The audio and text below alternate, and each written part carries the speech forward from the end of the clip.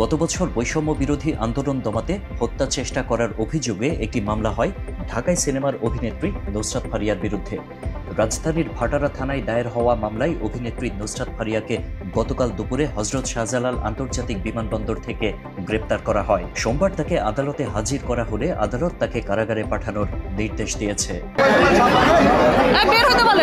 ঢাকার metropolitan magistrate সারা ফারজানা হক অভিনেত্রী নুসরাত ফারিয়াকে কারাগারে পাঠানোর নির্দেশ দিয়েছেন বলে জানা যায়। একই সঙ্গে ঘটনার সময় তার অবস্থান এবং সামাজিক মাধ্যমে কী ধরনের তৎপরতা ছিল সেটি যাচাই করে তদন্ত প্রতিবেদন দাখিলের নির্দেশও দিয়েছে আদালত। 22 তারিখ পাস নির্ধারণ করা হয় এবং আজকে তাকে সিডব্লিউ মূলে জেল হাজতে পাঠানো করা হয়। রাষ্ট্রপক্ষের পাবলিক প্রসিকিউটর ওমর ফারুক ফারুকি অভিনেত্রী নুসরাত ফারিয়ার বিরুদ্ধে গুরুতর অভিযোগ তুলে ধরে শুনানি করেন। তিনি আদালতে বলেন, মামলায় নুসরাত ফারিয়া এজাহারভুক্ত আসামি। তাকে থাইল্যান্ড পালিয়ে যাওয়ার সময় বিমানবন্দর থেকে আটক করা হয়। এছাড়াও নুসরাত ফারিয়া অনলাইনে জুয়া খেলা, ভুয়া বিজ্ঞাপনের শুভেচ্ছা দূত এবং আন্দোলনের সময় ফ্যাসিস্টদের পক্ষে অবস্থান নিয়েছেন বলে দাবি করেন ওই আইনজীবী। হত্যার সঙ্গে যারা কাজ করেছে এবং হাসিনাকে যারা সহযোগিতা করেছে। পিপির ভাষ্যমতে নুসরাত ফারিয়া নাটক, গান ও নাচের মাধ্যমে রাজনৈতিক পক্ষকে সমর্থন দিয়েছেন, এমনকি বিদেশ থেকে আন্দোলনের বিরুদ্ধে উস্কানিও দিয়েছেন।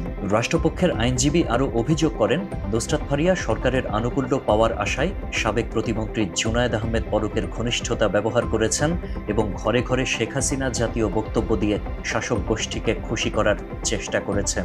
মেয়ের মধ্যে একটা করে হাসিনা রয়েছে। ইয়াং হাসিনা আমাদের 8-10টা মেয়ের মতো।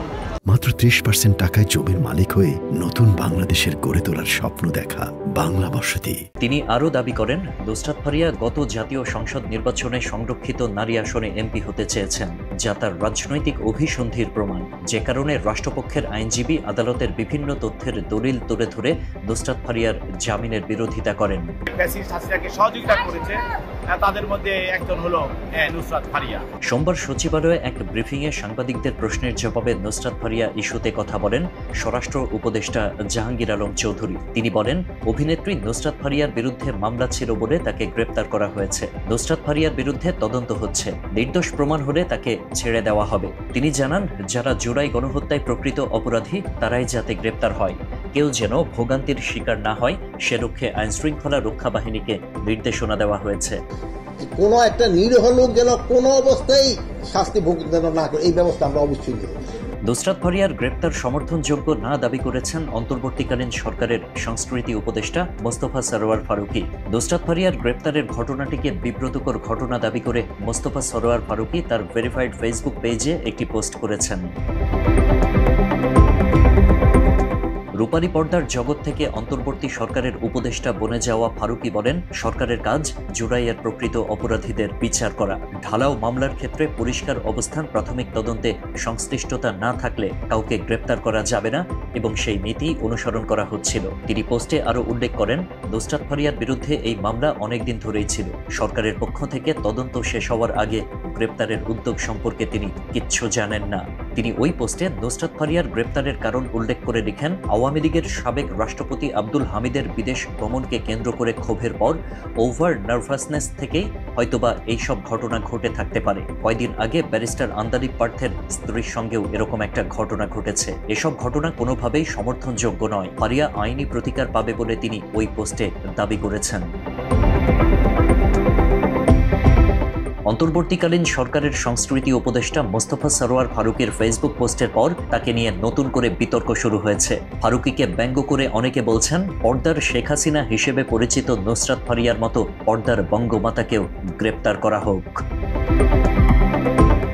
জানা যায়, শেখ মুজিবের জীবনী নিয়ে নির্মিত সিনেমা মুজিব একটি জাতির রূপকার সিনেমায় শেখ হাসিনা চরিত্রে অভিনয় করেছিলেন নুসরাত ফারিয়া। একই সিনেমায় বঙ্গমাতা শেখ ফজিলাতুন্নেসা মুজিব চরিত্রে অভিনয় করেছিলেন অন্তর্বর্তীকালীন সরকারের সংস্কৃতি উপদেষ্টা মোস্তফা সরোয়ার ফারুকের স্ত্রী নুসরাত ইমরোজ তিশা। জেনারেশনের একটা ইতিহাস জানানোর ছবি, সেটাতেই আমি অনেক খুশি। অভিনয় ও রূপে ভরপুর তিশা বর্তমানে ব্যাপক জনপ্রিয় তার নিপুণ অভিনয় ও রোমাঞ্চকর ভঙ্গিতে ডায়লগ ডেলিভারি দেওয়ার দক্ষতার মাধ্যমে। সব সাইয়াই ফার্স্টে ভাইয়াই থাকে, টেনশনে কিছু না। তিশা আওয়ামী জাতিকে মুগ্ধ করেন বঙ্গবন্ধুর বায়োপিক মুজিব একটি জাতির রূপকার সিনেমায় বঙ্গমাতা চরিত্রে অভিনয় করে। তবে ওই সিনেমায় অভিনয় করার বিনিময়ে তিশা কোনো পারিশ্রমিক নেননি বলে জানা যায়। এই ছবিতে আপনি 1 টাকা পারিশ্রমিক নিয়েছেন আমরা জেনেছি।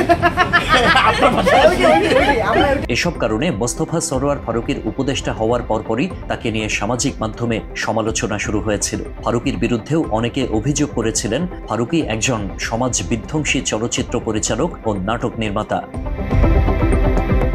দর্শকদের মতে ফারুকী বিভিন্ন নাটক সিনেমার মাধ্যমে অশ্লীলতাকে ছড়িয়ে দিতে কাজ করেন। তার নির্মিত bachelor, television, third person singular নাম্বারের মতো সিনেমাগুলোতে অতি আধুনিকতার নামে ধর্মকে ছোট করে দেখানো হয়েছে। উস্কে দেয়া হয় লিভ টুগেদার ও নগ্নতাকে। তুমি আমার সঙ্গে লিটনের ফ্ল্যাটে চলো, পুরো ফ্ল্যাট ফাঁকা, স্বাধীন স্বাধীন আর স্বাধীন। অন্তর্বর্তীকালীন সরকারের সংস্কৃতি উপদেষ্টা হিসেবে শপথ নেওয়ার পরপরই তিশা ফারুকীর সাথে সাবেক আইসিটি প্রতিমন্ত্রী জুনায়েদ আহমেদ পলকের ছবি ভাইরাল হয়।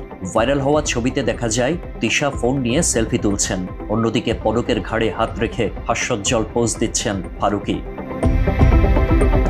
এছাড়া বিভিন্ন সময় আওয়ামী লীগের অনেক নেতাকর্মীদের প্রশংসা করে সামাজিক মাধ্যমে স্ট্যাটাস দিয়েছেন মোস্তফা সরোয়ার ফারুকী। পলক, ববি সিদ্দিকী ও আশরাফুল আলম খোকনকে ধন্যবাদ দিয়ে স্ট্যাটাসও দিয়েছিলেন এই ফারুকী। এই দুর্নীতিবাজদের প্রশংসা করে তাদের উদীয়মান তরুণ নেতা হিসেবে উল্লেখ করেছিলেন বর্তমান সরকারের সংস্কৃতি উপদেষ্টা।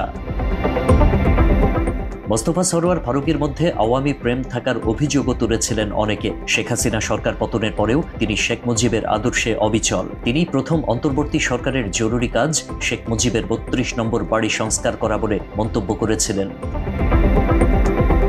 ফারুকী শপথ নেওয়ার পর সমালোচনা করা হয় বৈষম্য বিরোধী ছাত্র আন্দোলনের সমন্বয়ক ও জুলাই স্মৃতি ফাউন্ডেশনের পক্ষ থেকে। সার্জিস আলম অভিযোগ করে বলেন, খুনি হাসিনার তেলবাজরাও উপদেষ্টা হচ্ছেন।